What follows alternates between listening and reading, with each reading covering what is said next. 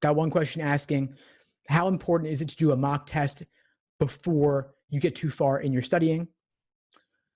Great question. So when should you do a full-length exam? A lot of people do recommend doing full-length diagnostics just to figure out your quote-unquote weak areas and work on those specifically.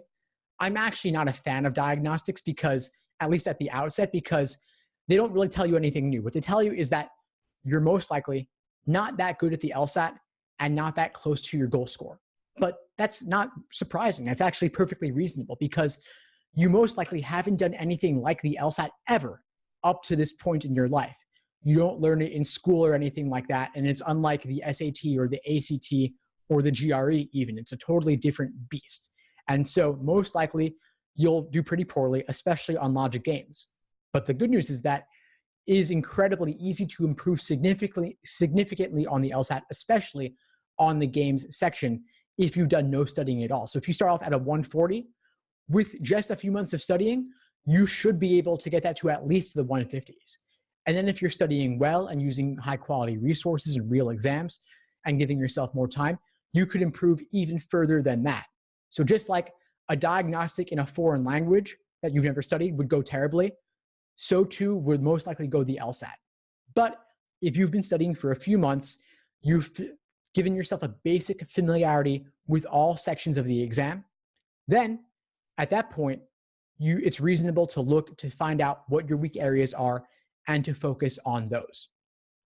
So at that point, after most likely a couple of months, you go and you do a diagnostic, you see where you stand, you start to introduce pacing and endurance into your prep aside from simple accuracy.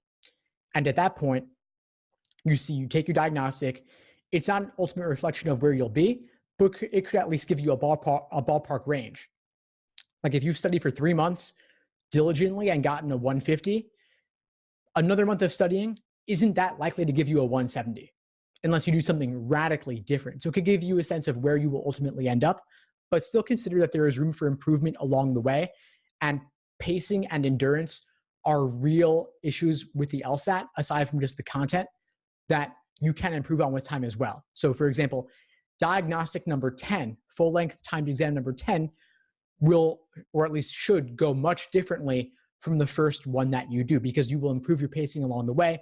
You'll get better accustomed to doing full-length 5-section exams, which take a long time. They take about 3 hours, and that's grueling because the LSAT is not an easy thing to chip away at for a 3-hour period.